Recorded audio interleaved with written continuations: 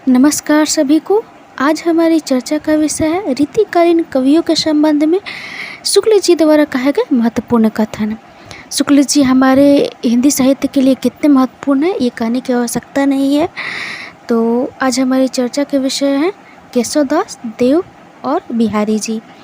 तो हम केवल उन्हीं बातों की चर्चा करेंगे जो अत्यंत महत्वपूर्ण है कि शुक्ल जी ने उनके बारे में कहे हैं, कवियों के बारे में जो कहे हैं, क्योंकि सभी बातों की चर्चा करने लगेंगे तो बहुत ज़्यादा समय लग जाएगा और जितने यूजीसी और टीजीटी पीजीटी के लिए ज़रूरत है वो सारी चीज़ों को हम कवर करेंगे। आज हमने जिन कवियों की चर्चा करनी है, ऐसा कोई साल नहीं है टीजीटी पीजीटी यूजीसी इंडिया आप उठाकर प्रीवियस ईयर देख लीजिए जब इन तीनों के बारे में से किसी एक के बारे में सवाल ना आया हो। तो इसलिए मैंने सबसे प्रथम में उन्हीं के बारे में चर्चा की है। तो आरंभ करते हैं बिना समय व्यर्थ किए। देव के संबंध में शुक्ल जी ने क्या महत्वपूर्ण बातें की है और उनसे जुड़ी कुछ और महत्वपूर्ण बातें जो एक्स्ट्रा होंगी मैं बता दूंगी। देखिए, सबसे पहले शुरू करते हैं कि शुक्ल ने देव का जन्म क्या माना है। शुक्ल जी के हिसाब से देव का जन्म संवत 1730 यानी कि 1673 ईस्वी होगा। तो ये बहुत महत्वपूर्ण होता है। छोटी छोटी बातें आदमी हम लोग ध्यान नहीं देते हैं, पर प्रीवियस ईयर में देखिएगा तो ये सब पूछता है कि शुक्ल जी ने किसका क्या समय माना है, डॉक्टर नागेंद्र ने क्या माना है। तो ये समय बहुत महत्वपूर्ण होता है, आप इसका नोट्स भी बना सकते हैं। तो और कथनों की ओर आगे बढ़ते हैं। शुक्ल जी कहते हैं कि रीति काल के प्रतिनिधि कवियों में शायद सबसे अधिक ग्रंथ रचना देव की है। तो ये एक महत्वपूर्ण प्रश्न बनता है, PYQ से चेक कर लीजिएगा, ये क्वेश्चन आ चुका है कि शुक्ल जी ने देव के कितने ग्रंथ माने हैं। तो शुक्ल जी ने देव के 23 ग्रंथ माने हैं, जिनमें कुछ महत्वपूर्ण के हम नाम ले लेते हैं। भावविलास, अष्टायाम, सुजान विनोद, राग रत्नाकर, देवचरित, काव्य रसायन, रसविलास इत्यादि महत्वपूर्ण हैं। तो आगे बढ़ते हैं। शुक्ल जी कहते हैं कि ये आचार्य और कवि दोनों रूप में हमारे सामने आते हैं। ये बहुत महत्वपूर्ण है, ये आप जरूर नोट करके रख लीजिएगा। तो इनकी एक पंक्ति है, हमें लगता है कि देव की यह पंक्ति सभी लोग को पता हो, फिर भी हम कह देते हैं। अभिधय उत्तम काव्य है, मध्य लक्षिणा लीन, अधम व्यंजना रस बिरस उल्टी कहत नवीन। ये बहुत ही महत्वपूर्ण है। तो आगे बढ़ते हैं। अब हम आगे पढ़ते जाएंगे, आप समझ जाएगा क्योंकि ये तो शुक्ल का ही बुक है, तो समझने की बात है कि सब शुक्ल ही कहेंगे। तो बार बार हम शुक्ल का नाम नहीं लेंगे, हम केवल पढ़ेंगे, आप ध्यान दीजिएगा। कवित्व और मौलिकता देव में खूब थी, पर उनके सम्यक स्फुरन में उनकी रुचि विशेष प्रायः बाधक हुई है। एक कथन तो ये हो गया। दूसरा कथन ये है कि इनका अर्थ षष्ठ और नवमेश विरले ही कवियों में मिलता है। दूसरा कथन, रीतिकाल के कवियों में ये बड़े ही प्रगल्भ और प्रतिभा संपन्न कवि थे, इसमें संदेह नहीं। इस काल के बड़े कवियों में इनका विशेष गौरव का स्थान था। ठीक, तो देव का संबंध में तो ज़्यादा कुछ नहीं कहा है, पर जितना भी कहा है शुक्ल जी ने वो बहुत ही महत्वपूर्ण है। इसे अवश्य प्रश्न आता है PYQ, आप इसके लिए PYQ चेक कर सकते हैं, TGT PGT UGC नेट किसी के लिए भी। तो आगे बढ़ते हैं। अगला हमारे चर्चा के विषय है केशवदास। तो केशवदास के संबंध में देखते हैं। तो मैं आपको बता देना चाहती हूँ कि केशवदास को कहाँ स्थान दिया है शुक्ल जी ने। तो आप ये जरूर दें कि उनको रीतिकालीन कवि माना है और रीतिकालीन आचार्य के रूप में प्रधान माना है, लेकिन उनको स्थान दिया है भक्ति काल के फुटकल स्थान में। आप अगर आपके पास बुक है तो आप चेक कर सकते हैं। ये सब छोटी छोटी बातें बहुत ध्यान देनी होगी कि शुक्ल जी ने किसको किस शाखा के अंतर्गत स्थान दिया है। तो शुक्ल जी ने केशवदास को भक्ति काल के फुटकल संग्रह, जो शकुंतला के फुटकल संग्रह है, उसके अंतर्गत उनको स्थान दिया है और सेनापति को भी इसी में स्थान दिया है। तो शुरू करते हैं केशवदास के संबंध में शुक्ल जी के द्वारा कहे गए बातें। तो शुक्ल जी ने माना है कि ये ओरछा नरेश महाराज राम के भाई इंद्रजीत की सभा में रहते थे, जहाँ इनका बहुत मान होता था। तो ये काव्य में अलंकार का स्थान प्रधान समझने वाले चमत्कारवादी कवि थे, जैसा कि इन्होंने स्वयं कहा है। और एक पंक्ति दी हुई है, मैं वो पढ़ लेती हूँ, पर आप इस लाइन को बहुत अच्छे से नोटिस कीजिएगा कि ये काव्य में अलंकार का स्थान प्रधान समझने वाले चमत्कारवादी कवि थे। तो आप इसको ज़रूर यहाँ तक रोक लीजिएगा, इसलिए क्योंकि आगे ये लाइन शायद ना दे क्वेश्चन यूजीसी या टीजीटी पीजीटी में, कि जैसा कि इन्होंने स्वयं कहा है, क्योंकि आगे की जब ये पंक्ति दे देगा तो आप समझिएगा कि केशव दास है, तो शायद वो वहीं तक पूछे कि ये काव्य में अलंकार का स्थान प्रधान समझने वाले चमत्कारवादी कवि थे, तो यहाँ से नाम पूछ ले कि ये किसका है। तो जैसे कि मैंने बहुत सारे पीओक्यू उठाकर देखे हैं, तो उस पीओक्यू में ऐसे ही सवाल कुछ प्रश्न आते हैं जिनमें कि आधे पर से बात रोक दी जाती है और पूछ दी जाती है, तो इसलिए मैंने सोचा कि आपको एक बार बता दूं। आगे बढ़ते हैं। शुक्ल जी कहते हैं, अब तक किसी कवि ने संस्कृत साहित्य शास्त्र में निरूपित काव्यांगों का पूरा परिचय नहीं कराया था, यह काम केशव दास ने किया। ठीक। अलंकारों के लक्षण को इन्होंने दंडी के काव्य दस से तथा बहुत सी बातें अमर रचित काव्य कल्पतावृत्ति और केशव मिश्रकृत अलंकार शेखर से ली है। केशव ने अलंकारों पर कवि प्रिय और रस पर रसिक प्रिय लिखी है। ये बहुत महत्वपूर्ण है, आप ध्यान रखिएगा कि इनकी कवि प्रिय अलंकार का ग्रंथ है और रसिक प्रिय रस का ग्रंथ है। और केशव दास के कुल 7 रचनाओं को इन्होंने प्रामाणिक माने हैं, जिनमें कवि प्रिय, रसिक प्रिय, रामचंद्रिका, वीर सिद्धदेव चरित, विज्ञान गीता, रतन बावनी और जहांगीर जसचंद्रिका।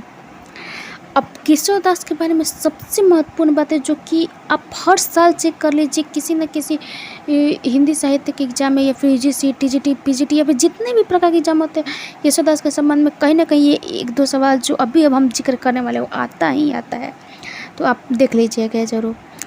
केशव को कवि हृदय नहीं मिला था। एक आप ऐसे नोट कीजिएगा कि पॉइंट 1 और 2 के हिसाब से, तो मैं पढ़ते जा रहा हूँ 1-2 कहकर, आप उसी तरह से इसको नोट कीजिएगा। केशव को कवि हृदय नहीं मिला था, उनमें वह सहृदयता और भावुकता भी ना थी जो एक कवि में होनी चाहिए। दूसरा, वे संस्कृत साहित्य से सामग्री लेकर अपने पंडित और रचना कौशल की धाक जमाना चाहते थे। तीसरा, संबंध निर्वाह की क्षमता केशव में ना थी, उनकी रामचंद्र का अलग अलग लिखे हुए वर्णों का संग्रह सी जान पड़ती है। चौथा, पहली बात तो यह कि केशव के लिए प्राकृतिक दृश्यों में कोई आकर्षण नहीं था। पांचवा, चारों ओर फैली हुई प्रकृति के नाना रूपों के साथ केशव का हृदय का सामंजस्य भी कुछ भी न था। और एक आखिरी कथन, सारांश यह कि प्रबंध काव्य रचना के योग्य न तो केशव में अनुभूति ही थी न शक्ति। तो ये सब जो पंक्तियाँ मैंने आपको, जो भी 6-7 पंक्तियाँ 7 पंक्तियाँ बताई हैं, ये इतनी ज़्यादा महत्वपूर्ण है कि आप कोई भी सा एग्जाम पीवाई को चेक कर लीजिए, कहीं ना कहीं आपको मिल ही जाएगा। तो इस सब को नोट जरूर करके रखिएगा। तो मैंने उसी हिसाब से सब में टिक लगा दिए जो महत्वपूर्ण है। तो एक और मुझे महत्वपूर्ण लगता है जो मैं आपको बताना चाहूँगी, रामचंद्रिका में केशव को सबसे अधिक सफलता हुई है संवादों में। तो ये ध्यान रखिएगा, संवादों में रामचंद्रिका में संवादों में काफ़ी उनको सफलता प्राप्त हुई है। रसिक प्रिय की रचना प्रौढ़ है, उदाहरणों में चतुराई और कल्पना से काम लिया गया है और पद विन्यास भी अच्छे हैं। केशव की रचना में सूर, तुलसी आदि की सरसता और तन्मयता चाहे ना हो, पर काव्यांगों का विस्तृत परिचय कराकर उन्होंने आगे के लिए मार्ग खोला है। तो केशव दास के संबंध में इतना ही महत्वपूर्ण बात है जो उन्होंने कहा है, और ये इतनी ज़्यादा महत्वपूर्ण है कि आप पीवाईक्यू चेक करके आप इसका अंदाज़ा लगा सकते हैं कि कितने ज़्यादा महत्वपूर्ण है। रही बात इनकी पंक्तियों की, तो इनकी पंक्तियों में तो मैं जितना देख पा रही हूँ उतना कोई महत्वपूर्ण नहीं। एक है जो बहुत ज़्यादा महत्वपूर्ण है, जो मैं आपको बता देती हूँ। यद्यपि सुजाति सुलक्षणी सुब्रत सरस सुवृत भूषण बिनु न बिरजाई कविता बनित न मित। ये तो आपको ऐसा कह दे कि आपके जुबान पर होना चाहिए, जैसे बिहारी दास की कनक कनकते मादकता सौगुन अधिका है, वैसे बिल्कुल ये आपके जुबान पर होनी चाहिए, इतने महत्वपूर्ण है कि। तो अब आगे बढ़ते हैं और बिहारी जी का जिक्र करते हैं। तो जैसा कि शुक्ल जी ने कहा, ये जयपुर के मिर्जा राजा जैसा यानी कि जैसे के यहाँ दरबार में रहते थे।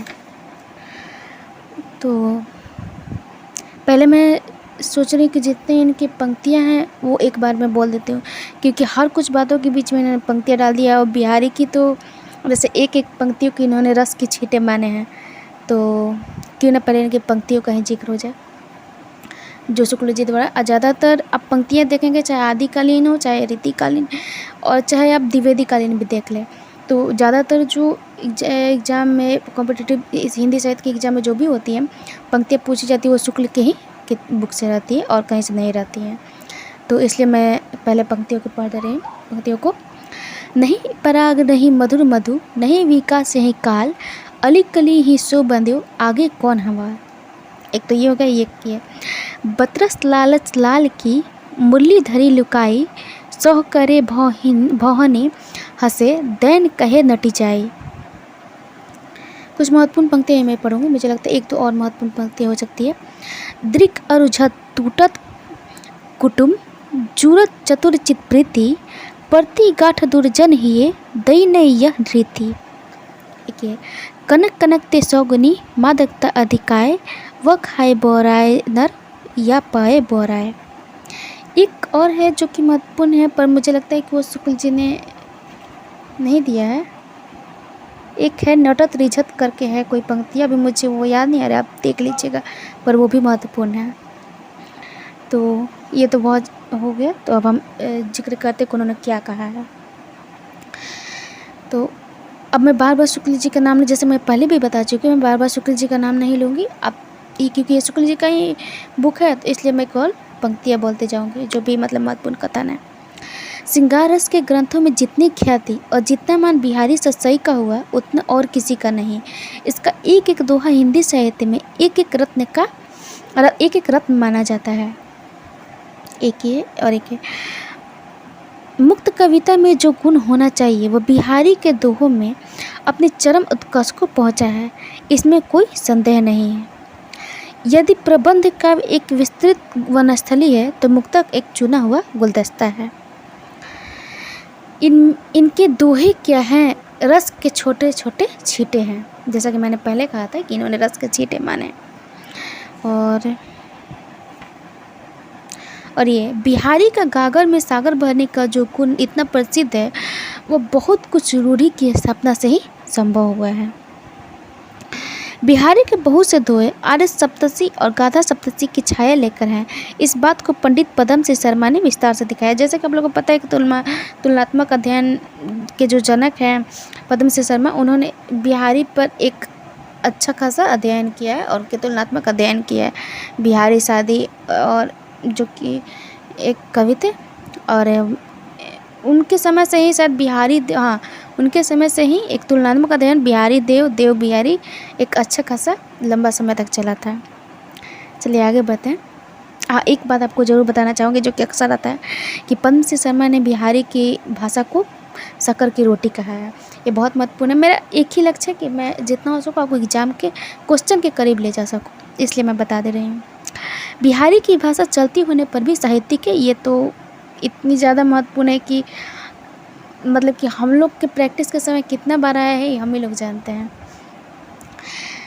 बिहारी की भाषा चलती होने पर भी साहित्यिक है, वाक्य रचना व्यवस्थित है और शब्दों के रूप का व्यवहार एक निश्चित प्रणाली पर है। यह बात बहुत कम कवियों पर में पाई जाती है। दूसरी बात यह कि भावों का बहुत उत्कृष्ट और उदास स्वरूप बिहारी में नहीं मिलता है। कविता उनकी सिंगारी है पर प्रेम की उच्च भूमि पर नहीं पहुंची, नीचे ही रह जाती है। तो बिहारी के संबंध में तो इतना ही महत्वपूर्ण बात है, पर ये इतना ही क्या है ये तो आपको पीवाई को देखकर ही पता चल सकता है। आज के लिए तो इतना ही है। और अगर आपको कोई ऐसे कवि या फिर कोई ऐसे जो रचनाकार जिसके बारे में आप चाहते हैं कि मैं जिक्र करूँ कि शुक्ल जी ने उनके बारे में क्या कहा है, तो आप उनका नाम कमेंट में उसका भी लिख दीजिएगा, मैं ज़रूर उसके बारे में चर्चा करूँगी। तो आज के लिए इतना ही। अगर आपके लिए थोड़ा सा भी सहायक हुआ है और आपको अच्छा लगा तो हमारे चैनल को लाइक और सब्सक्राइब जरूर कीजिएगा और फीडबैक ज़रूर दीजिएगा कि हमें भी पता चले कि वो आपके लिए कितना महत्वपूर्ण है।